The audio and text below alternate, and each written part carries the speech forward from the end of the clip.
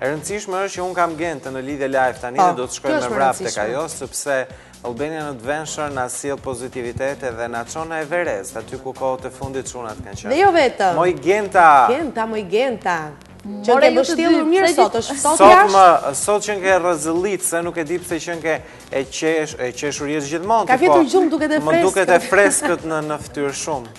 Faleminderit shumë. Nuk e di pse të dukem kështu. Edhe Dori si kështu më thap se besova. Thash mos është përshtypja e mëngjesit. Është dashuria Genta që rritet çdo ditë, kam idenë. Brenda stafit po flasim Genta. Jo brenda stafit, jo. Pak rëndësi ka brenda stafit. Sot është nesër nuk është e rëndësishme. Dashuria në përgjithësi. Jeta. Ashtu. Po Genta. Në fakt, përveç se duam fort njerëzit tanë dashur dhe pjesëtarët e stafit dhe njerëz që na rrethojnë jetë, duam fort edhe natyrën. Dhe ndaj jemi mbledhur sot këtu. Kam Ladin edhe Bertin, çunat e Albania Adventure, të cilët do të më flasin pak për çfarë do flasin? Për të gjitha gjërat e bukura dimërore. Kanë lëvizur nëpër Shqipëri, kanë parë vende të mrekullueshme dhe sigurisht vlen për të na sjellë dhe neve një çik të atmosferë. Ti e di që në këtë pikë ne jemi shumë bujar dhe që nga ky moment ti je e lirë të marrësh sa kohë të duash, ndoshta edhe deri në orën 11. Unë e dua shumë këtë liri, kështu që falenderoj. Vazhdo e dashur në lirin tënde. Faleminderit. Çuna ju përshëndes. Takohemi sërish në këtë lidhje live dhe unë e kam për shumë kënaqësi sepse ju gjithmonë sillni gjëra të bukura. Jemi takuar në sinën e verës pak a shumë, kemi fol për turizmin në përgjithësi të verës. Tani ju më thatë që do flasim për turizmin dimror. Si funksionon Shqipëri, sa kushte ka natyra jonë për na ofruar turizmin dhe vendet cilat janë më të spikatura, mbi gjitha që ju keni qenë, se mund të ketë vende tjera që ndoshta janë çik më të vështira për tu eksploruar. Mirëmëngjes. Po, pjesa e turizmit dimror është ajo pjesa më shumë e eksplorimit të natyrës, sidomos të pjesës së maleve. Skit ose gjithmonë këto aktivitetet në borë, në male, në borë. Shqipëria ofron ka një terren goxha të thyer me maja, Alpet, malet larta, të cilat mundsojnë kryen aktiviteteve malore ose aktiviteteve dimrore në borë. Gjë që është këto kohë të fundit ka filluar të ndryshojë, të bëhet shumë e preferuar edhe nga një pjesë e madhe e njerëzve. Gjë që më përpara nuk ishte, njerëzit nuk para mendonin e praktikonin këtë dalje në natyrë. Është e çështje kulturore. Shqipëria nuk ka qenë shumë në këtë pjesën e turizmit me borën, po të shikosh ne tani vonë kemi filluar të mësojmë skit, të lëvizim në borë etj. Dikur kanë qenë grupet e alpinistëve, domethënë pak njerëz edhe gjatë kohës së regjimit që bënin alpinizëm, por pjesa më e madhe e popullsisë nuk bënin gjë. Ndryshe nga që janë për shembull veriu i Italisë ose Austria, Zvicra, njerëz që fëmijë hypin ski edhe lëvizin e kanë po, tamam. Në Shqipëri për shembull tani mund të shkosh në shumë vende për të bërë këtë pjesën e turizmit dimror. Për shembull një pjesë e madhe e popullsisë shkojnë në Dart, tek pista e skive që është në Dart, ku gjithë familja mund të provojë të bëjë pak ski, shijojnë borën, ushqimin tradicional etj. Një pjesë e njerëzve që janë pak më mirë ekonomikisht, dalin fare nga Shqipëria, shkojnë në Mavrov ose në vendet 3 rrotull Shqipërisë, këto vendet që kanë ski pak më të mira, kanë kushte pista më të mira për skinë. Por që lëvizin edhe në Shqipëri kanë filluar të lëvizin njerëzit, të bëjnë këto lëvizjet siç bëjmë edhe ne në natyrë gjatë fundjavave. Duke qenë se njerëzit kanë kohë të shtunën të dielën të lëvizin, mos të rinë në Tiranë. Tani kanë filluar të rinë një pjesë atyre që janë sportiv të lëvizin nga Tirana dhe të shohin pak edhe pjesën e Alpeve. Lëvizin me grupe si Joni ose me njerëz të tjerë siç janë për shembull është një djalë Niku që organizon goxha shpesh aktivitete ai me të rinj, me njerëz edhe në moshë, të cilët eksplorojnë malet. Dhe që është gjë shumë e bukur kur shohim që njerëzit kanë filluar të lëvizin edhe pse dimër dhe jo vetëm ajo ideja e të lëvizurit nga shtëpia vetëm për plazh në Tiranë, rreth rrotull Tiranës, por që lëvizin edhe gjatë kohës së dimrit në borë. Ne kryesisht bëjmë këto lëvizje tani në dimër, në përmale, gjë e cila ka edhe ajo vështirësinë e vet, mos them që shumë më e vështirë se sa në verë, domethënë. Tani janë rrugët, dyfishohet vështirësia, sepse nëse ti do të shkosh në një mal, normalisht duhet të kesh mjete të mira motorike për t'u afruar maleve. Në verë i afrohesh kollaj sepse edhe nëse është me gropa të paktën nuk rrezikon të rrshkasësh ose të bie. Ke dhe fushpamjen më të qartë. Po, normalisht. Tani kërkohet që të jenë mjete të mira motorike për t'u afruar maleve dhe pastaj normalisht gjendje mirë fizike për të... Mirë, se do të ndalemi të gjitha këto, se po më ezauron pyetje të gjitha, kështu që më lërko. Tani, do doja të dija unë, duke qenë se njohuritë tuaja kalojnë përtej kufive të Shqipërisë, për të parë kështu se si janë kushtet e këtij turizmi dimëror në Shqipëri dhe jashtë kufive. Të paktën, miq të mi, për festat e fundvitit kanë qenë jashtë vendit për të bërë ski. Janë lodhur e kanë thyer gjunjtë e tjerë që rëndësi ka kjo se nuk dinin, por ama nuk zgjodhen të ishin brenda vendit, por shkuan jashtë. Pse thua? A vërtet është ajo dëshira për të parë vende të tjera apo kushtet çalojnë pak tek ne? Atëherë, mado mendja se është edhe çështja ekonomike dhe e kushteve. Kush ka gjendje të mirë ekonomike shkon jashtë Shqipërisë sepse kushtet janë më të mira, shërbimi është më i mirë, pistat e skimit janë më të mira. Në Shqipëri e pastaj në Shqipëri gjërat janë më të lira, por që kur është e lirë është edhe në çik cilësi më e ulët, ndoshta kjo ndikon në këtë. Kjo flasim në aspektin e sigurisë. Të ofron Shqipëria një pistë profesionale skish? Atëherë, profesionale tamam, jo, por është goxha e mirë për kushtet e skimit shqiptar.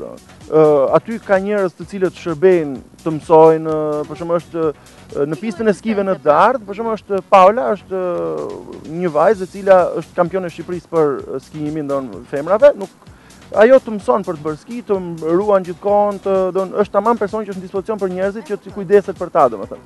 Tani është e paevitueshme që të ndodhin incidente, sepse edhe Schumacheri, profesionist, mund të hyjë në rangun atyre njerëzve të përgatitur dhe pati incidente, kështu që pse mos ketë në Shqipëri. Kurse për sa i përket, nuk mund të themi që në Shqipëri nuk mund të bëhet turizëm malor, sepse ne shoqërojmë në përgjithësi grupet huajsh që vinë nga jashtë në Shqipëri. Janë austriak, italian, gjerman, të cilët zgjedhin Shqipërinë mbi të gjitha vendet e tjera të Europës për të bërë ski alpinizëm. Pikërisht këtu është edhe më shtrenjtë. Normalisht shumë më shtrenjtë se sa të shkosh në Zvicër ose të shkosh në Gjermani. Ata po të rinë në shtëpinë e tyre, do të shkojnë më lirë. Ama po të vinë këtu ju shkon për një person mund t'ju shkojë edhe 1400 euro për 7 ditë. Në shtëpi vetaj mund të ri 3 javë me kaq para.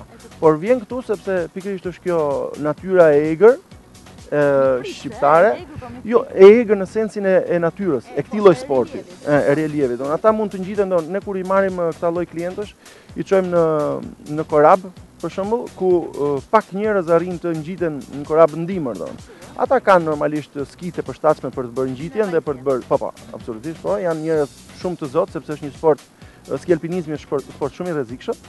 Kërkon përgatitje shumë të mirë fizike, risku është shumë i lartë, nuk është si në pistë, ku ti vetmi risku që ti rrëzohesh e thyesh, kurse atje ke orteqet, koha e keqe, ka shumë gjë mënyra e orientimit, prandaj janë njerëz shumë të përgatitur për të bërë këtë. Por Shqipëria hyn tek vendet e preferuara për të bërë ski alpinizëm. Domethënë që të huajt e zgjidhin shumë për të ardhur e për të bërë ski alpinizëm në Shqipëri. Kurse shqiptarët pastaj, duke qenë se nuk jemi në këtë rangun shumë profesional, preferojmë të bëjmë këtë skimin në pista normale që hyn tek për argëtim, ndoshta edhe familjar, me fëmijët e tjerë. Dhe kjo futet pastaj tek ato ndarje që do bëjmë pak më vonë të llojeve të skive. Megjithatë, ti përmende pak më parë që duhet një përgatitje mirë fizike, jo çdo kush me herën e parë mund të ketë sukses, megjithatë duhen pajisje të mira dhe mjete të mira motorike. Tani do japim fjalën Bertit, se më premtove që do e kalojë vetë linjën. Do të flasë për ato 3 tjerë, do të them edhe diçka tjetër për këtë, se e di ai që nuk jo, edhe diçka. Për sa i përket përgatitjes fizike, ta them unë këtë Berta dhe ti thuaj ato të tjera. Përgatitjes fizike. Atëherë, një rast për përgatitjen fizike, për shembull, shoqata e bjeshkatarëve alpinistëve të Tirana, që kanë ngjitur dhe Everestin, tani përgatitet për shkuar në Argjentinë. Është një mal tjetër mbi 7000-8000 metra Ne një pjesë të këtij grupi i kemi miq sepse shpesh bëjmë aktivitete me ata, falenderojmë për ftesën që na bën shpesh edhe profesori Aleksandri.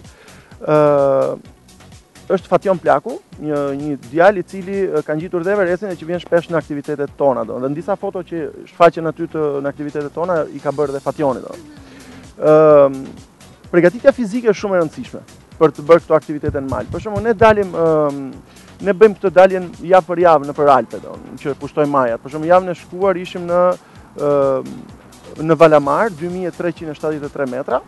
Dhe Fationi bën, nëse ne bëjmë një mal në javë, Fationi përpiqet të bëjë 2, pikërisht sepse ka për të bërë këtë lloj ngjitje që është 7000 metra, Dhe normalisht për të pushtuar maja dhe për të bërë aktivitet dimëror, do të thotë që të ecësh nga 8 deri në 10 orë ose 12 orë në ditë dhe të bësh 1500 metra ngjitje zbritje në përbor nuk është si të ecësh në verë. Edhe në verë është e vështirë 12 orë ecje, por imagjinon dimër që është dhe bora. Kështu që përgatitja fizike është një aspekt shumë i rëndësishëm. Jo vetëm për të patur rezultatin e arritjes majës, por është shumë e rëndësishme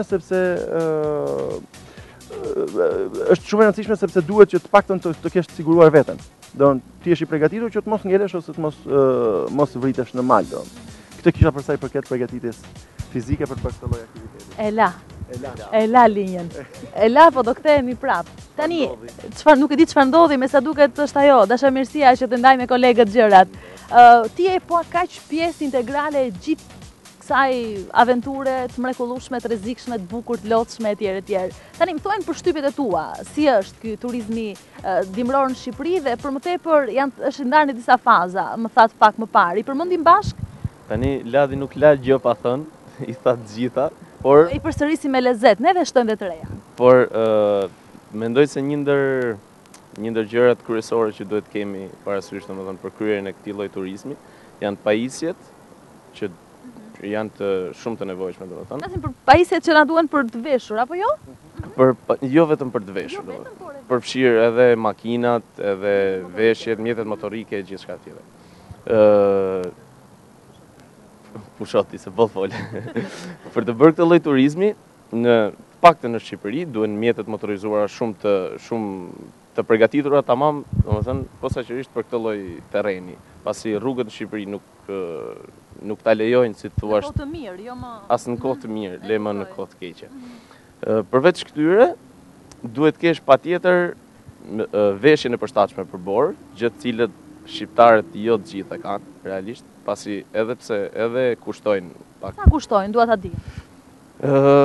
Varet pastaj në një set i plot, le të themi për turizmin familjar apo jo. Për një antar familje, sa bën të kesh pajisjet e duhura? Të kesh pajisjet e duhura, besoj se edhe me diku 400-500 euro mund të sajohesh, si thua. Le të themi në kushtet minimale, pastaj edhe më shumë. Nëse ti kryen, si thua, aktivitet ekstrem, mund të shkosh 1500-2000 euro pa problem, do të thotë.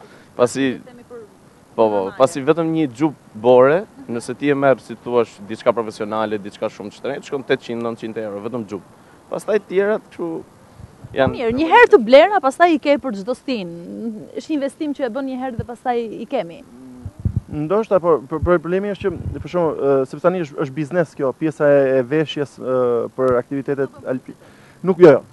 Nuk u bëj publicitet. Por, jo, me të vërtet, pantallona për shembull, ke nga 150 euro deri në 400 euro, xhupi nga 300-400 euro deri në 900 euro. Këpucët alpine që ke, jo, ne i porosisim jashtë. Nuk ta them emrin e firmës që përdorim, jo, por nuk e njeh Shqipëria fare. Do është një firmë e cila bën pajisje posaçërisht për aktivitetet malore, që nuk është në Shqipëri dhe ne i porosisim, na vin gjithmonë me postë nga jashtë. Dhe një palë këpucë që morëm ose një palë këpucë që do marrim tani për një shokun tonë, na shkojnë gati 280 euro, që është niveli mesatar, nuk është ekstrem që të bësh ngjitje në akull ose kështu. Po të duash të pushtosh maja, duhet të kesh pajisjet mira. Shpeshherë na vin njerëz me atlete. Dhe imagino të ecim borë 9 orë, ai për 4 orë i ka këmbët ujë, dhe kthimin e ka akull, dhe kur vjen tek makina poshtë, është. Lejoni ju të bëj këtë lloj ngjitje? Shiko, ne këshillojmë njerëzit, ju themi që ore, kjo duhet të jetë, nuk e vendos ti pastaj. Ata e provojnë një herë dhe herën e dytë pastaj shkojnë i blejnë tek rrobat e përdorura. Dhe sinqerisht është më mirë nga një herë të blesh te rrobat e përdorura këpucë të mira mali se gjen, se sa të shkosh ti blesh në një dyqan me 150.000 lekë dhe që të grisen me një herë mal. Nuk është se i përdorin, si thua, javë për javë. Një person i cili del një herë në muaj ose një herë në 3-4 muaj, atëherë i mjaftojnë një palë këpucë të blerat e të përdorat. Pastaj nëse ti kryen, si thua, aktivitet më të vështirë ose nëse këtë pushtimin e majave që përmendë, atëherë duhen patjetër pajisje profesionale për kryerjen e këtij aktiviteti, të tipit rrafet e borës, ndoshta për ecjen në borë që të mos zhytesh, mund të ecësh edhe në vende ku bora ka shkuar mbi 1 metër për shembull. Po, dhe ti qëndron mbi. Zhytesh, po jo aq sa zhytesh sa të mbasësh. Pastaj kur ngjitesh në maja, gjithmonë, si thua, klima lart nuk është asnjëherë si ajo që ti ke poshtë.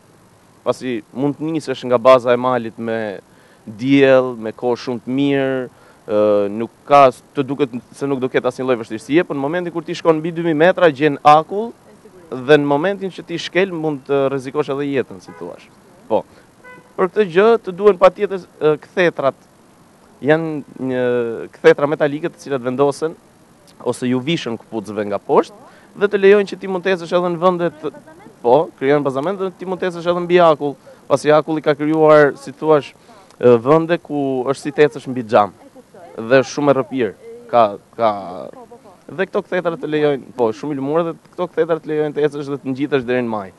Plus që mund të ketë, siç ndodh shumë shpesh, ndryshimi i kohës mund të sjellë mjegull, stuhi dhe për shembull një GPS mund të shpëtojë jetën, pasi ti nuk e shikon absolutisht rrugën për të ngjitur deri në maj, aq më tepër për të kthyer poshtë dhe një GPS me itinerarin e shënuar në të ndihmon që të gjesh majën, që të zbresësh prapë deri në bazë pas një lloj problemi. Prandaj pajisit edhe mjetet janë kaq nevojshme. Absolutisht domosdoshme. Absolutisht. Kemi turizmin familjar, atë eksplorues, që është pak më profesional se familjari, po më pak profesional se profesionali tamam.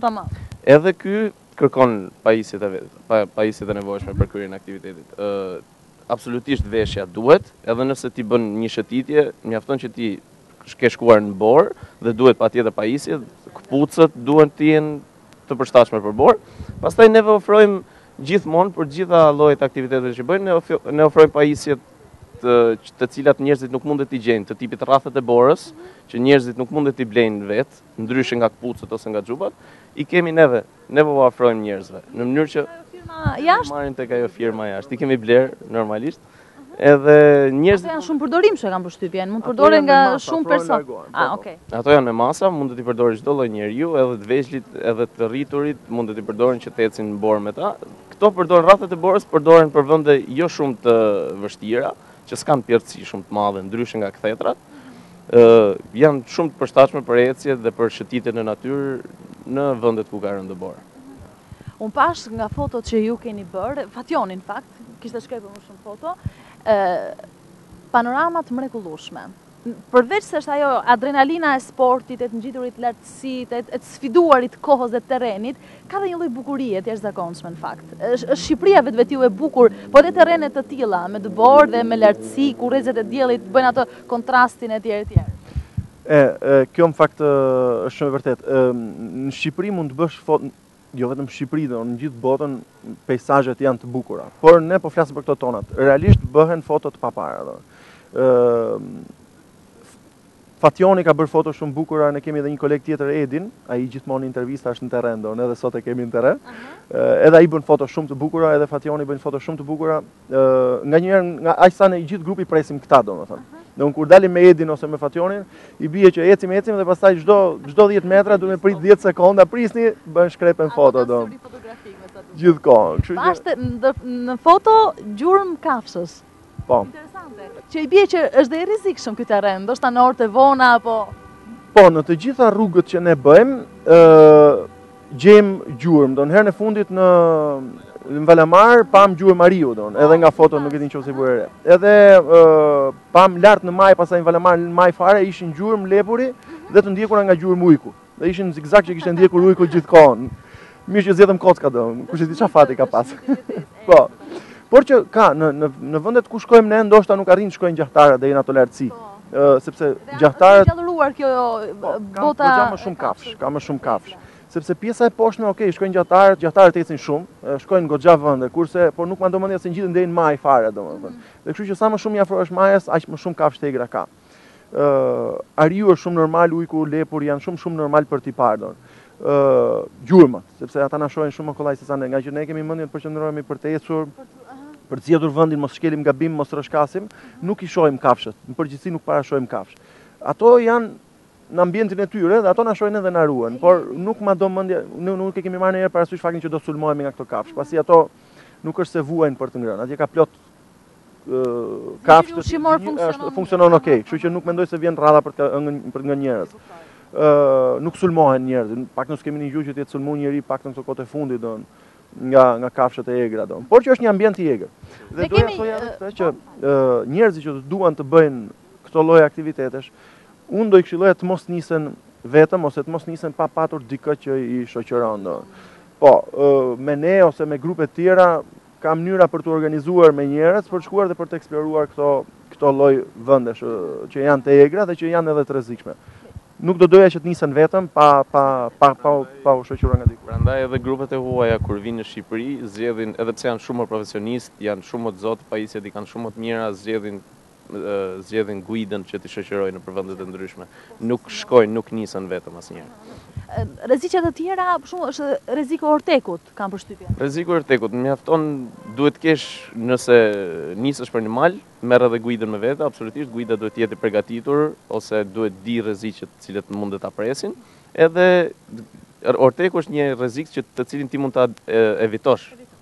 Nuk shkon, nëse ti e shikon që thellësia e borës ose pjerësia është e rrezikshme, aty nuk nisesh në atë drejtim, devion dhe gjen një itinerar tjetër që duket më i rregullt, që më shumë pemë, më i sigurt edhe normalisht. Patur ndonjë raste që është, le themi, ka patur një rrezik permanent? Ka një gjë, për shembull, për të ecur në mal, duhet shikosh edhe kushtet e borës. Por ne nisemi gjithmonë shumë herët, sepse në momentin që del dielli nga ora 10-11 e drekës, fillon edhe shkrin edhe rreziku është më i madh. Kur bora është e freskët, rreziku është më i madh. Kur shpati i malit është pa pemë, pa shkëmbinj, rreziku dihet që janë zona ku ka ortek. Këshillohet që të ecet herët, shumë herët, don kur bora është akoma e ngrirë nga nata, nëse edhe jo ndërkohë që po bie borë, do ka 3 ditë pa ndër për herë, normal që rreziku i ortekut është shumë i pranishëm. Mirë është të ecet në ngritës, don kur është e ngrirë pjesa e borës, mes pemëve, të zgjidhen terrene ku ka pemë, ku ka shkure, ku ti shikon që ka pak bazament, po.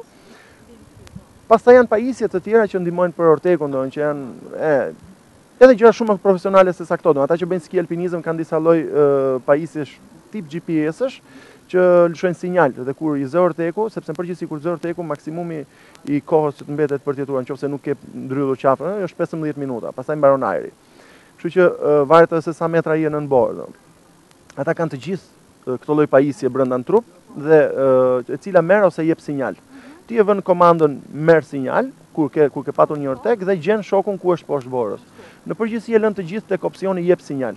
Do dhe ata bëjnë gjën kur bien që i zë orteku, të gjithë kanë pajisjen jep sinjal. Ai që ka ngelur jashtë ndez aparatin merr sinjal dhe gjen me pip sa më shumë i afrohesh e shtohet ajo pip derisa je sipër personit. Pastaj kanë tip sondash të gjata, të cilat ngulen dhe gjejnë trupin e personit që është nën borë. Shiko, është një temë aq e madhe dhe aq e gjerë sa që është e pamundur që ne në kaq pak minuta të arrijmë t'i themi të gjitha do. Por është e rrezikshme. Është e rrezikshme të dalësh në male, në dimër edhe në borë. Patjetër duhet të bashkangjiteni një grupi me ne ose me grupin e Nikut që edhe ata janë shumë punëtorë, kanë mbledhur goxha shumë don. E rëndësishme është të shkoni me DK dhe jo vetëm për të eksploruar malet ose për të eksploruar natyrën. Unë kërkoj të lidhem dhe një herë me studio, sepse kam përshtypjen se më ka rënë linja, megjithatë kam dhe një pyetje të fundit për turistët e huaj. Thatë e prekëm pak më parë që vinë shumë më të mirë formuar, e kanë kulturë, edukat që të trashëguar me kohë, me vite, dhe kanë më të lehtë të përshtaten me terrenin, megjithatë duan më shumë Shqipërinë, tha kolegu. Ata me të vërtet duan shumë Shqipërinë, por vinë shumë të informuar, vinë të mirë informuar. Unë përmend një rast që ishim në Alpet e Shqipërisë dhe banorët e zonës shquhen që e din plëm për plëm gjithë vendin, ndërkohë kishte ardhur një turist i huaj dhe thotë duat më dërgonin në filan mal sepse atje gjendet një burim ujë. Dhe banorët me të shumë të sigurt shpreheshin që nuk ka burim, nuk ekziston burim në atë vend. Dhe turisti kishte këmbgulur që të dërgonin dhe në momentin kur e kishin dërguar në atë mal, me të vërtetë në atë vend kishte qenë burim. Kupton? Dhe prandaj gjithë turistët e huaj që vinë në Shqipëri vinë të përgatitur për atë çfarë i pret. Përgatitur dhe më shumë të mirë informuar se ne. Shumë të mirë informuar. Ata duke qenë se kanë kulturë këtë gjë, ata dinë ku të kërkojnë dhe çfarë të kërkojnë. Edhe interneti ndihmon jashtëzakonisht shumë, plus bibliotekat, shkrimet e vjetra e gjitha këto. Pa lënë më janë në mënyrë absolute thesarin që është Shqipëria në turizëm, si në verë, si në dimër, si në gjitha forma dhe relievi i saj përzier. Genta më dëgjon? Të dëgjoj, po. Ku nuk na keni çuar, çfarë nuk na keni thënë, bëm edhe shopping dhe pazar për të gjitha mjetet e duhura, por që është e kohë që unë dhe Stella të themi që do të përjetojmë këto mrekulli, sepse sa herë kemi thënë, Nuk e kemi për asnjëherë. Çunat para se të fillonte intervista po thonin kur do të vini ndonjëherë t'i xhirojmë gjërat që bëjmë.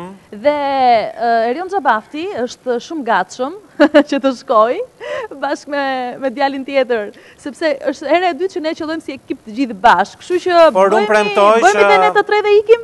Unë premtoj që patjetër do t'jemi edhe që sigurisht do të... Hera dytë që juftojmë se edhe herën e parë ju thamë hajde një thes, do vim dhe nuk erdhët. Po, është problemi ynë. Jemi në Gjallit, 2486 metra, kështu që po doni hajdeni me ne, nesër nisemi.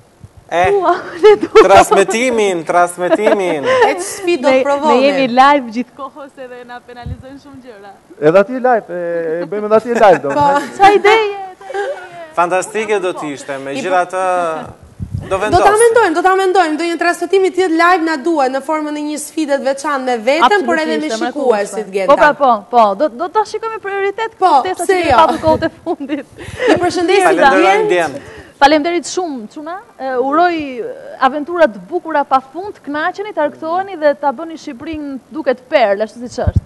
Faleminderit juve, ishte kënaqësi që ishim me ju, edhe ju që ju tham në pak minuta ato shumë gjëra që kemi për thënë, por që edhe ju ftojmë edhe një herë që të merrni pjesë në këto aktivitete që. Mos na fto, mos e ndihemi keq. Ne ju falenderojmë, është gjithmonë kënaqësi të vish në emisionin tuaj. Më shumë është kënaqësi për mua, Klevisin dhe Stelën, por kam përshtypjen dhe gjithë shikuesit janë kënaqur se është ndryshe ti marrësh kështu me mirë, shumë mirë, atëherë janë pamjet e Çunave. Kështu që edhe pamjet të rreqin vërtet njerëz edhe ne të parët, në qoftë se sigurisht në ato sezonet, mini sezonet e tona të vogla të pushimeve, do të bashkangjitemi pse jo për një reportazh të mirëfillt. Do ishte mrekulli fare. Miropafshim për sot. Miropafshim.